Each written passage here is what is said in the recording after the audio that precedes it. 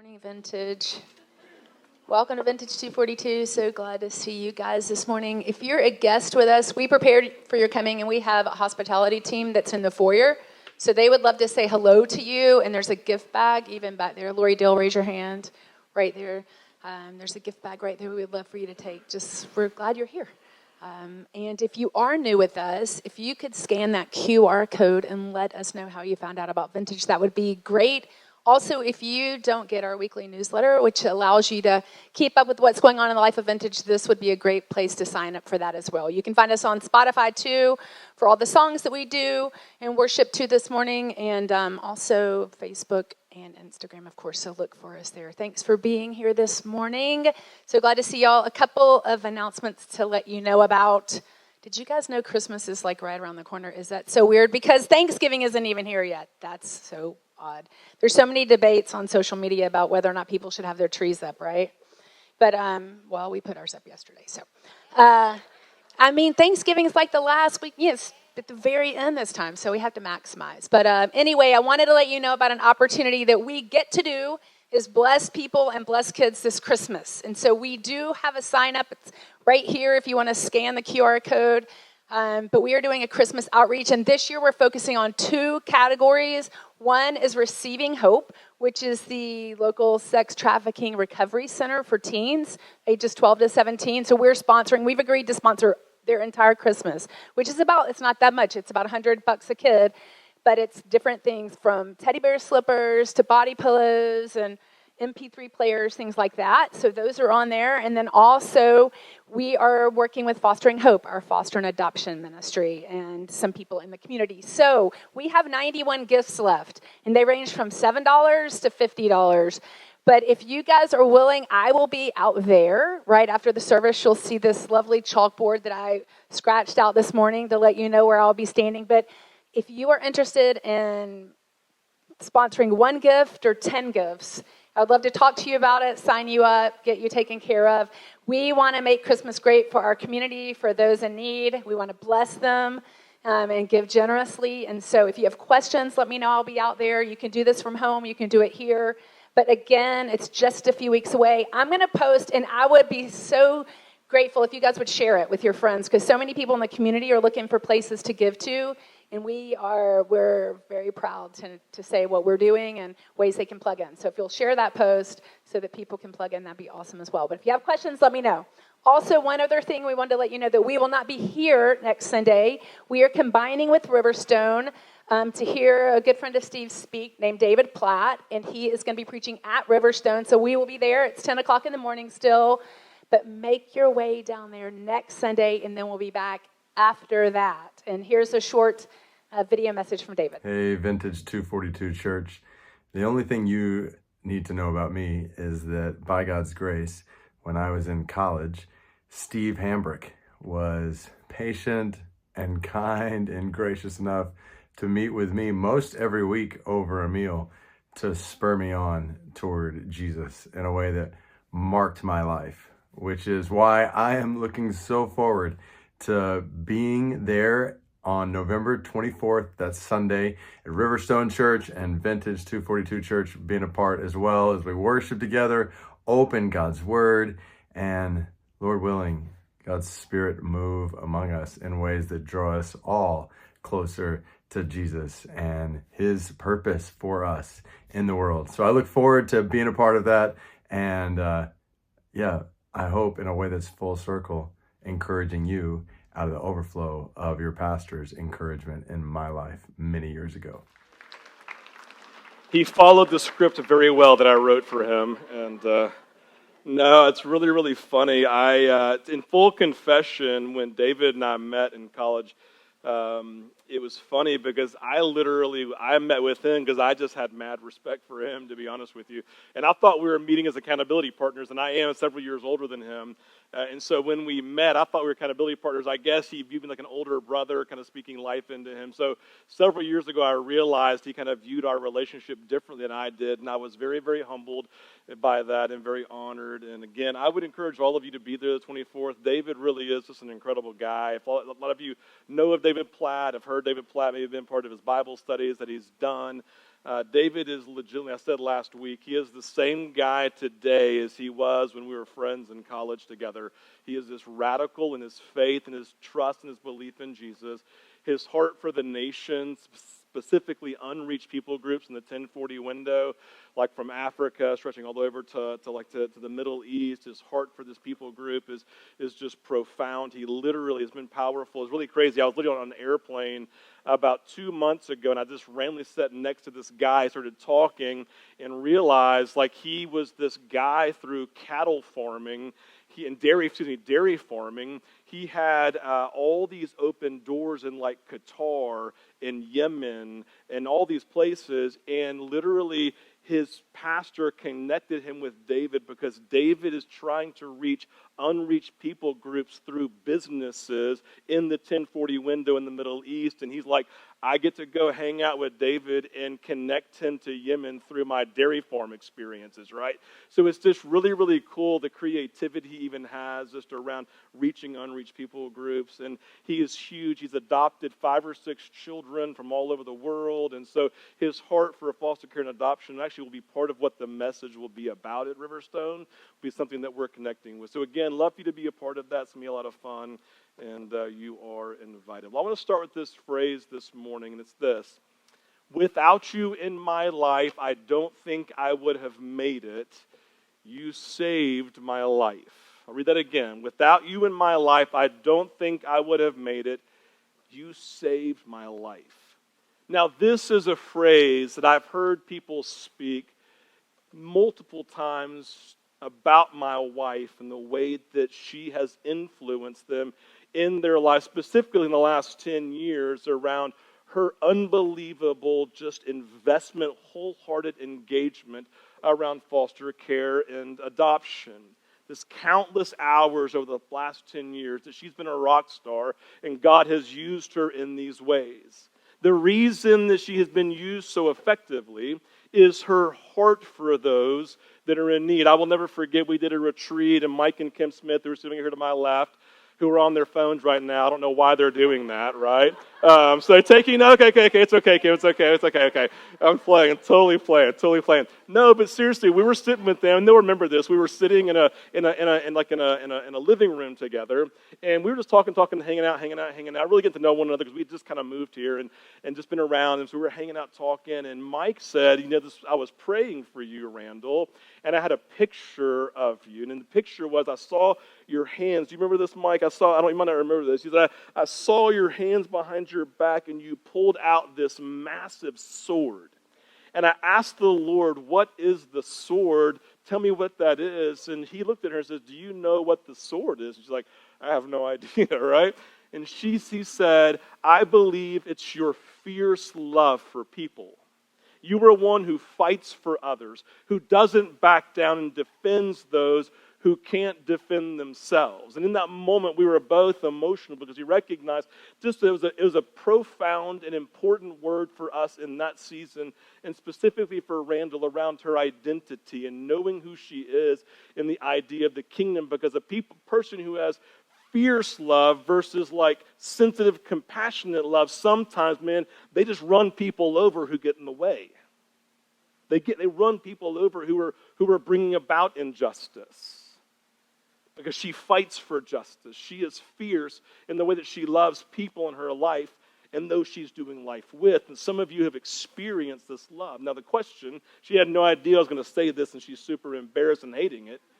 There's a couple of reasons why I'm saying it this morning. Number one is this. Yesterday was her birthday, right?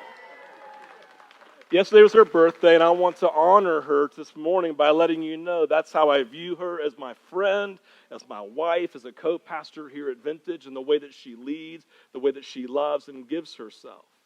The second reason I want to say it is because this morning in practicing the way, we are talking about this phrase, life together, being in community, doing life together as a people. The idea being this: our journey, hear this, our journey of spiritual formation, this journey of becoming an apprentice of Jesus, was never meant to be a solitary journey. It is one meant to be shared in relationship with other people whom God uses to grow, nurture, and shape you into the image of Jesus. We need to be around and we need to be for others people who love fiercely. That's the idea. You need people in your life who will love you and fiercely fight for you. But people in your life also need you to be someone who fiercely fights in the same way I'm describing Randall, because in life we need other people. We were not meant to be living these solitary Christian lives just like me, myself, and Jesus, right? Just this week, I had a conversation with a brother where he called me in a crisis moment around a situation with his job. And I was the only person, I was the only brother, the only friend in his life in this situation that could actually be there for him, talk to him. And in that moment, I did my best Randall impersonation, and I loved him fiercely. I asked him questions. I encouraged him. I prayed for him. I committed to continue praying for him and listening to God on his behalf. That was like a Monday. Then Wednesday, I don't know if you have these moments, but I had one of those kind of like personal moments, right? One of those moments in my life where like I was feeling the tension of life, where I was struggling in my own heart and mind. I had just one of those moments where I just felt tension. And so I prayed, and then I picked up the phone later and I called a friend and I said, bro, I just got to share this with you. I need someone to walk alongside of me in this moment. I need someone to ask me good questions. I need someone to give me God's perspective. And then if you would, man, would you just commit to pray for me, because I'm in a moment of need. And we just sat there and talked for about 30 minutes. We just shared. He asked questions, processed with me, because the reality is this week I got to fiercely love someone. But I will tell you, even as pastor in front of my name, there are unbelievable moments of need in my own life where I need someone to fiercely love me. And so as I come this morning, I'm not coming pointing my finger from the high stage and saying, you need to. I'm saying, we need. Right? This is a we message. This is a moment of clarity for all of us, saying we are called to be people who do life together and love fiercely, and who need to be loved fiercely in return. Think back to last week. Think back to our look at Acts 2:42. We named these 4 primary kind of foundational pieces that describe the expression and personality of the early church. And one of those was a devotion to fellowship. There were 4 primary pieces. Remember, they devoted themselves to the apostles' teaching and to prayer, to the breaking of bread, taking communion together and doing life together around a meal, and then to fellowship. Like fellowship here is this beautiful word in Greek, koinonia. We've talked about it a bunch at Vintage. If you come to our infusion group, we'll talk about it at this kind of newcomers class that we do. But the idea of fellowship at Vintage, and the idea is that we're called to be family. But here's the thing, guys, and I think this is really, really hard for us in America, and specifically in the West, to get a hold of. The idea of fellowship, koinonia, in Scripture is that you have your bio family, your wife, your spouse, your kids, right? And they are this important piece of your life, the most important piece. But the hard thing for us to get our head around sometime, biblically speaking, in the Western mindset of how we view family, is that koinonia basically means this, that when I give my life to Jesus, I now enter into a spiritual family, the family of God, and I now have brothers and sisters, fathers and mothers, and aunts and uncles who are now my spiritual relationship, and in the Spirit, those relationships become equal in importance to the relationship that I have with my biological family. And that's hard for us to get around, because in so many ways we've deified and almost as an idol made our bio family more important than anyone. And I totally get that, because there's a greater sense of responsibility of owning the relationships that I'm in. But the reality for us is that there's this unique call to fellowship, to koinonia, the family of God, the people of God that we are now doing life with. And so the people that you're sitting next to, if you call yourself a Christian, that the person sitting next to you that you do not know is someone that you now have a sense of responsibility to be loved fiercely by and to love fiercely when they're in need. That's just the nature of fellowship and a devotion to fellowship. And I love in this, we don't need to over-spiritualize what this means. When we think about being devoted to relationship with one another, it means they're enjoying them, right? I think sometimes, man, it's like the goal of our relationships with people that we're doing life with is we're called to enjoy them, right? We're called to laugh with them. My favorite friends are the ones that talk Georgia football over here. Then we talk about fishing, and then we start laughing, and then we start talking about Jesus and our sin, right? Those are my favorite friends, literally, right? I love these moments, this idea of like just enjoying them, eating with them, praying together, encouraging one another. I remember sitting around with a group of pastors, 4 of us, like 3 of my closest friends, right, that I do accountability with, and we just literally, it was so funny. This sounds so dumb, and I apologize even bringing it up, but we sat there around this like little area in the kitchen, this island, and we just began like this impromptu affirmation session.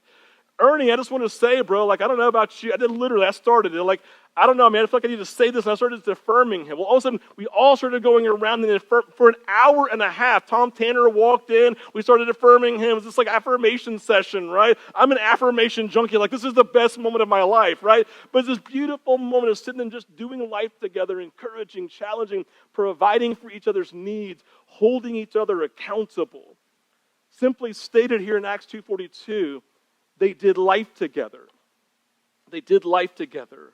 Devotion to fellowship was one of the 4 key attributes that define the early church. And here's the point. Why did they do life together? What led them to an understanding of doing fellowship? Well, they did it because Jesus chose to do life together with other people. Like, that's the idea of being an apprentice.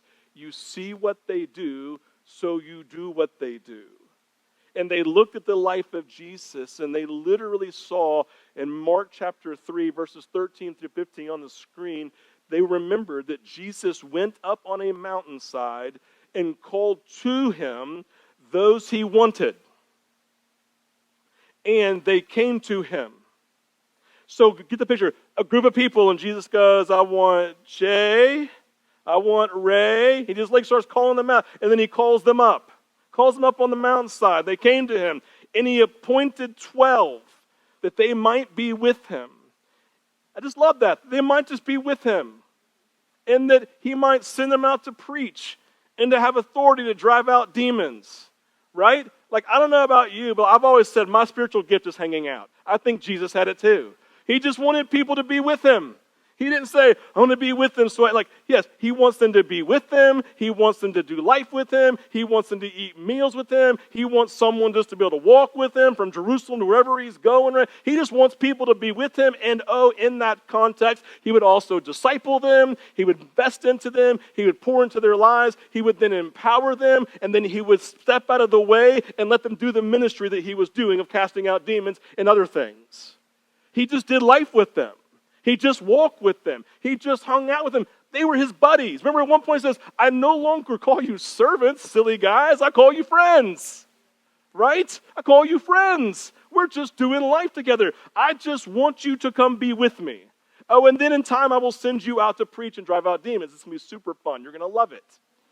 Right? I love that powerful phrase, that they just might be with him. Jesus chose, listen, this is super important. This is a foreshadowing for the end of my message. Jesus chose people to be in his life. He chose people to be close with them and to share his life with them. There were other people he invited to come share life with him, and they said no. Remember the rich young ruler? Hey, if you want to come follow me, sell all of your possessions and give it to the poor. And he said no. I don't want to be with you. I don't want to follow you. I don't want to come be one of your disciples. I do not want to be with you. I know it's hard, but I just love my wealth. And Jesus was sad when he walked away. Like people, he chose them and invited them in, and they had a chance to respond. Some said yes, and some said no. Just to be with him and to do life. Remember, he was God. He was always with the Father. But he wanted and needed other people to journey with him. Don't forget that. It wasn't just something that he did. Jesus never did anything by happenstance or as willy-nilly, right? He did it with intention. He invited people into relationship with purpose, calling, with intention in his heart and his mind of what he wanted for himself and what he wanted for them. He wanted them to love him fiercely, and he wanted to love them fiercely. It's powerful in this. The idea he wanted and needed people on the journey with him. Remember the three driving forces of an apprentice, not on the screen, we said the first week. A driving force of an apprentice, a person who's a follower of Jesus and becoming like him. Number one is to be with Jesus. Second is to become like Jesus. And third is to do as Jesus did.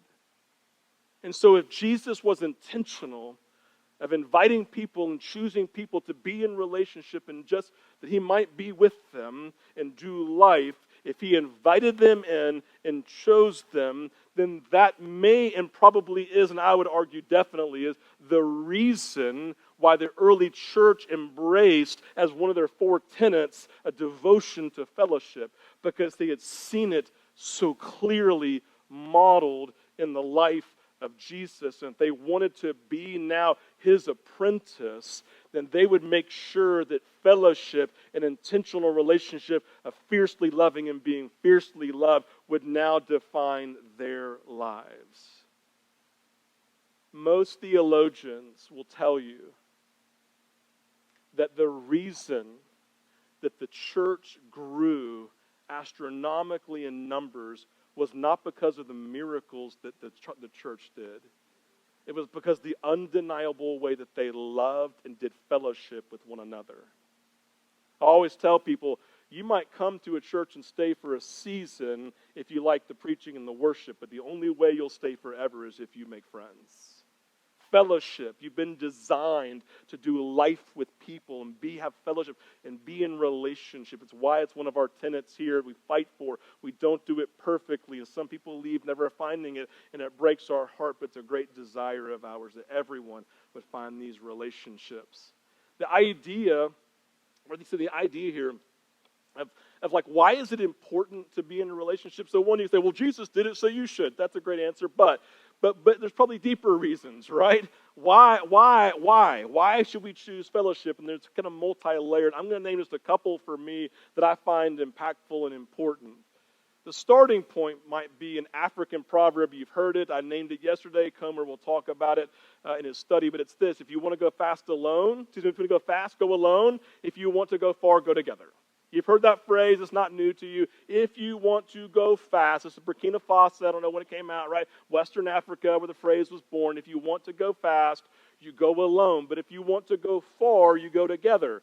You understand that, right? Like you literally go, that makes complete sense. Because I can go fast by myself, but all of a sudden when a hardship occurs, right, I can't climb that 10-foot wall. I need a couple of people to help me get to the top and I can pull them up. Because the idea is if you want to go far, you need people who will go with you, who will encourage you, who will support you, who will fight alongside of you when needed, right? Who will tell you, hey, come on, we can do this. We can do this. I'm going to encourage you to keep on going. Because I don't know about you, but my journey of life has not always been an easy one. And I can go fast by myself until I hit a wall. And I don't know about you, but I can hit walls. Sometimes I can't see real well while I'm walking and running. And I just hit a wall. And so I sit there and go, oh my gosh, right? And so in this moment, to go far, we have to go together. In contrast to this, one of the great phrases of America is also one of its most dangerous. The idea of rugged individualism. You ever heard that phrase before? Rugged individualism. The phrase was used by President Herbert Hoover to describe the need in government for humans to be independent, self-reliant, and self-directive. The idea being we can't really rely on anyone else to get us where we want to go. We have to rely on self, rugged individualism. And there is something empowering that we always see, even in movies, about people who pull up their bootstraps and just make things happen in their lives. But rugged individualism has a clear shadow side, a danger that we have to be honest with. And I would even say it's not even a true and accurate statement about life. No one, this is an opinion, this is something I would stake my opinion on and die for. No one makes it in life on their own. No one makes it on their own. No one can reach the highest pinnacle of success unless someone is with them. For every person who has worked hard, for every person who's fought for themselves and made their dreams come true, there is someone behind them who believes in them, fought for them, helped them to get to where they are today. Every single person has a parent, has a mentor, has a boss, has a teacher, has a grandma or a grandpa, an aunt, an uncle, brother, sister, someone, maybe even a pastor, right? Someone in their life that when they sit back to celebrate their life, they would say, yes, but I have to just point out this person. So rugged individualism is a misnomer. It's not actually a real thing because no one actually reaches some point of success unless someone, in my opinion, comes alongside and literally acts as a foundation even for them to launch from to get to where they want to go. The truth is, you were not meant to go on this journey alone. You were meant to go in community. Restating my John Wesley quote from last week, he says, it's not on the screen, but it makes sense, it's short. There is nothing more unchristian than a solitary Christian.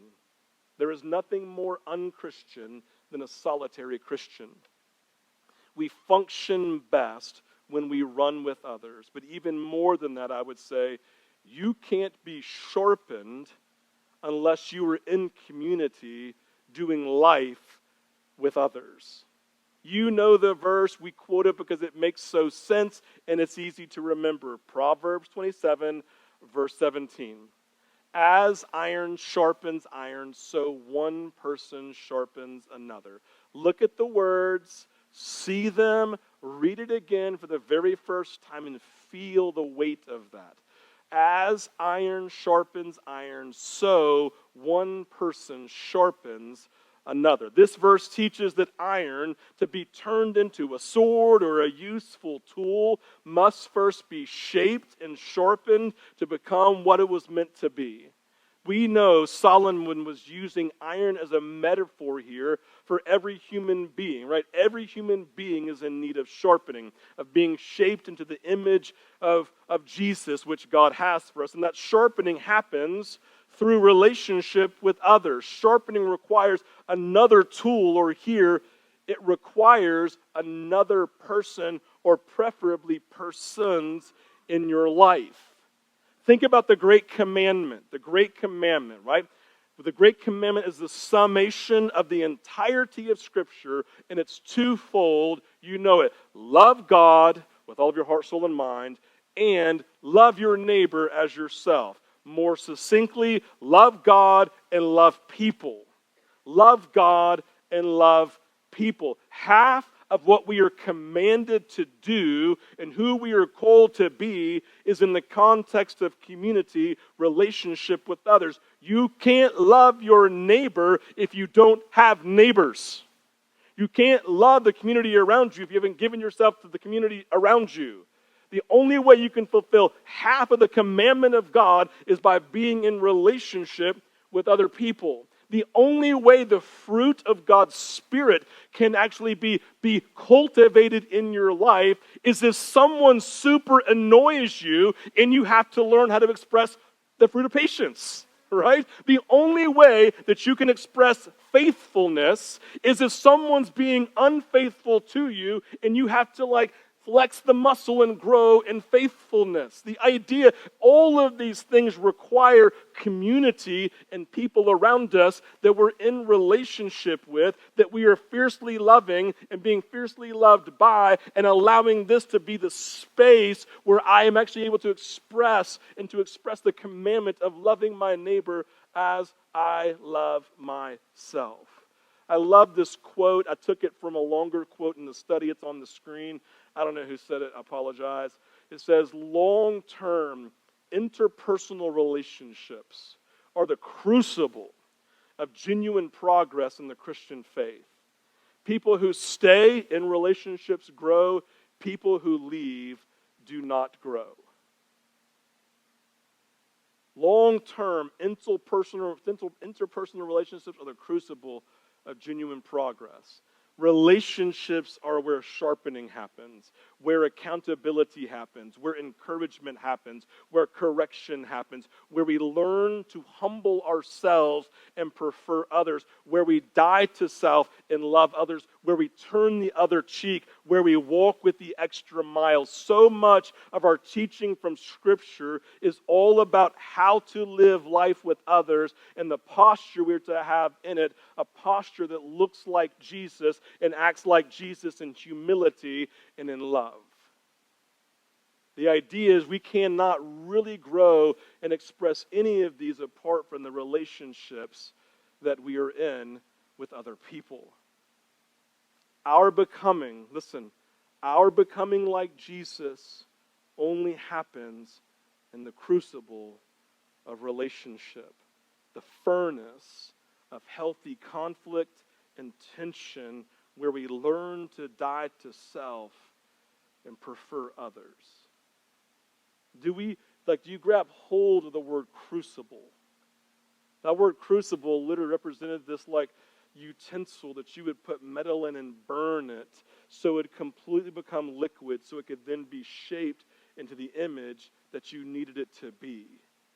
It's harsh, it's conflict, but it's beautiful because now this thing that's deformed can be put in here and melted and then reshaped by the Maker into what it was designed to be. Interpersonal relationships are the crucible of genuine progress in the Christian life. I've heard it said that the most important person in the life of Jesus was Judas Iscariot,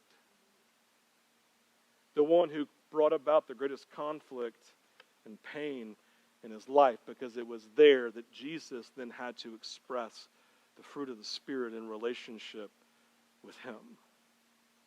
And sometimes the most difficult people in your life are God's greatest gift to you as a crucible of interpersonal relationships to grow into Christ's likeness. You can chew on that one and like it or dislike it, but I let you chew on it yourself. A lot of you know my best friend, Scott Crawford. He used to be on staff here for 7 or 8 years. I'll never forget, one day we were standing right back here, right where Jamar and Marty are, and it was one of those seasons of life. I don't know if you know this or not, but ministry is hard. And some of the things that are hard in ministry is that in certain seasons, in the season we were in that season, there were people who were leaving Vintage. And when they left Vintage, they didn't leave well. Right? They left, they slandered me specifically, they talked bad about Vintage, they left poorly. We had people sometimes who just left, and we thought they were like our closest friends, and then I didn't see them for months at a time, then I realized they're somewhere else. It was a painful season for us, right? Overwhelming. And in that moment, if I'm being completely honest, I began to recognize my heart began to be hardened towards people in those moments. I wasn't intending it to be that way. It just happened, right? And so I found myself with my heart getting hard in the moment, and I began to find myself having a root of bitterness towards people. And so I was not able to be the pastor I was called to be. I was not kind and loving. I was quick to judgment. I was quick to be unkind. I was quick to say something not nice about somebody. And so we're sitting right back here. I remember Scott looked at me and says, "I need to tell you something." I'm like, "Okay," and he starts tearing up. I don't want to say it, Steve. I love you, but this is going to hurt. You were one of the most kind and compassionate pastors I've been in my entire life, and you're not being that in this season, and it scares me. I know it's been a hard season for you. I know it's been overwhelming, but you've allowed bitterness to get into your heart, and you've begun to be unkind and uncaring towards people in your life, and that's just not the Steve Hambrick that I know. You have to do better. And I started crying. And he started crying. I said, bro, I hate you, but that is so good. And I gave him a big hug. You know what I did? I grabbed my stuff. I went home, went to my home office, and I just sat there for about an hour to an hour and a half. And I just began to confess my pain points to the Lord.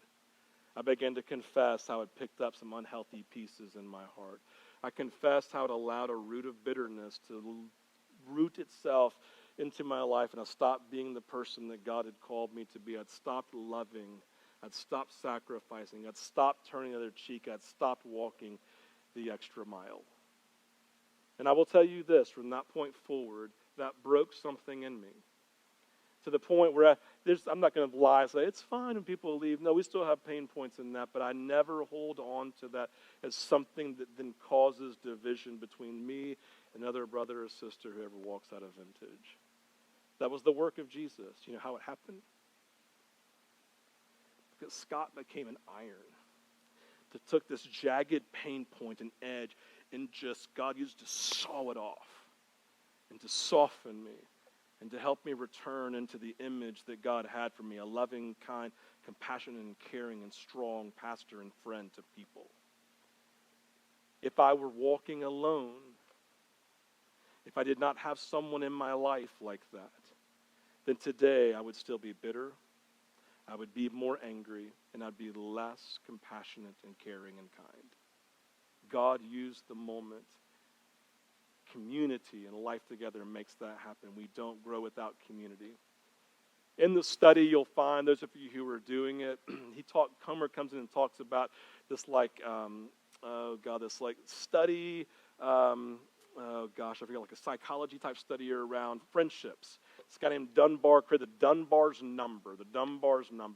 And all it does is it gives a breakdown. Now, the only reason I'm sharing it today is I actually found it really helpful just in understanding the language of friendship and the language of relationship. And Dunbar's number comes and says, hey, there are basically 4 types of relationships that every individual has. 4 types of relationships. We're not quite there yet, Sandy. Four types of relationships that people have in their life. And in those 4 types of relationships, you then have numbers attached to each of those. Now, this is not purely scientific. I'm not saying this is 100% accurate, but when I read through it, I found for myself, this gives language to something that I've been thinking about for a long time, about different tiers and types of friendships. So I'm sharing it because I think it just kind of gives us a helpful grid today, maybe to begin to understand the types of relationships that you have and need to aspire to. Now you can put on the screen, Sandy, thank you.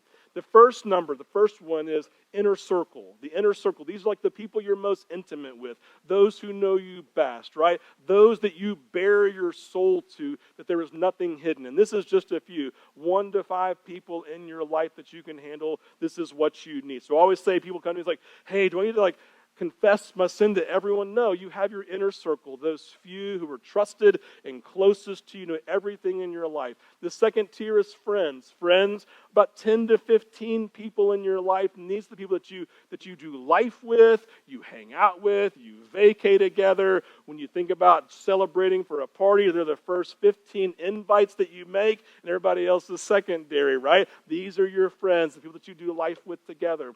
The third piece is your village. Your village is this group, about 150 people, Dunbar says, about 150 people, that is what the human mind and human brain and emotional capacity is able to handle in relationship. These are the people, your village, that, man, they're in community with, you know them. If a need arises, you feel comfortable and confident that they know your name, you know their name, you can give a call. Like literally a couple days ago, I called a buddy of mine named Jason. He's in the car world. We hadn't talked in 8 months. I'm like, bro, what's up? He's like, Hambrick, what's going on, man? You had a birthday, right? I said, yeah, man, I got a dent in my truck, man, need some help. He's like, bro, you just come over there, you bring it over, and I will get that dent out, right? I hadn't talked to you in 8 months. It was completely fine for me, right? That's the idea of a village. People you have relationship with, and the max for that we can handle about 150. The fourth was a tribe. This is the larger group we identify with. For us, definitely because the church, but it could really be any group you connect with. So in my life, I'm part of multiple tribes. I'm part of the church. I'm part of the Georgia Bulldog tribe by God, right? I'm part of the fishing tribe of people, whatever it is, right? Those are my people. When I get another, I can talk the language. It's our little stuff. We are part, that's who we are. So we are part of these tribes together. Ultimately, that's who we want to be. And so the reality for us is that Jesus had all four of these. Jesus expressed all four of these. You remember, his intimate relationships were Peter, James, and John. They were unique to all the other disciples. When he went to the Garden of Gethsemane and he was going through the most difficult moment of his life, he didn't invite everyone, he invited three. He invited those he was most intimate with, closest with, that he literally, if you remember, in their presence, he prayed prayers where he expressed his weakness as a human being. You know what I mean when I say that? He was struggling. This was overwhelming to him. He was completely vulnerable in prayer to the Father in their presence to help motivate them to pray for him. Then he had his friends. The friends were the disciples plus Mary and Martha, who were with them all the time. Then he had his village. We know from Acts chapter 1, at the end of his life, there were 120 followers of Jesus. This is his village. And then his tribe, obviously, is the people of God, the church. And he was part of the tribe of Israel, right? That he was Jewish. And so culturally and historically as a family. And so that was part of his tribe. We have been created for deeply relational lives. And the two intimate groups, the inner circle and friends, this is where our greatest transformation happens. This is where our greatest growth is, in the intimate and friend level. And so you have to be looking at your life going, can you name people in all four of these for you? All of you, very easy to name a tribe. I think it's probably very easy to name a village because you just have lots of people that you're around and you have friends with. But the question is, do you have these other two levels, the friendship level and then the intimate level? And the idea is that we want to, like Jesus, say, if I don't have those, then I want to pull aside and I want to choose those people. I want to choose those people. And so with that, right, I would say these three things. We're almost done, guys. I literally have like this much left on my page. When we think about these two top tiers, these relationships are marked by three characteristics. Number one, they're marked by depth, where you share your hurt, pain, sin, and insecurities. They're marked by vulnerability, that you share, right? That you're willing to be weak in front of them and not just always act strong. You tell the truth, no secrets, and you listen well. I will tell you, listen, this is really important, guys. Listen, if you want to be a great friend, become a great listener. Scientists have proven that when a person feels heard by someone else, they feel loved by them. Super important. Number three is a commitment to transformation. That may be a little bit harder for you. But a commitment, like an intentionality of like, hey, in our relationship, we're committed to us transforming one another, not just being buddies. There's a commitment to transformation. Spiritual friendships require all three. We have to be close to people and allow people to get close to us. And here's the point. These relationships don't just happen. They don't just fall out of the sky and boom, we're intimate besties, right? No, they take intentionality and investment. And so three keys to do this. I don't think they're on the screen, so I apologize. But remember one, identify your community like Jesus did. Like, right, remember Mark 3? It's like, he literally looked and like named them, and then he invited them, and he gave them a response to say yes or no, right? We're going to come back to all these in my own story in a second. So identify your community, invite them into community, and give them a chance to say yes or no. Number two, then just begin meeting regularly, whether it's via Zoom, whether phone, or literally better, it'd be great in person. Begin meeting regularly with intention, and you're doing all the things, enjoying them, laughing together, just shooting the bull about everything in life and talking about struggles and insecurities and all these pieces. Number three, just do it intentionally. Literally set it on your calendar. Literally make it a priority. It becomes a priority relationship in your life. Several years ago, look, I'm closing. I'm done with this part. So several years ago, like my dad was a hard worker. I would never call him a workaholic, but if he was on the bordering more on that side, right? I mean, he just liked to work. He worked for AT&T for 29 years, early retirement, opened up a boat business, and just killed it. He was #1 used boat salesman this side of the Mississippi, right, for years. He just killed it. He worked really, really hard. He worked really hard, so hard, in fact, that he didn't really have any friends.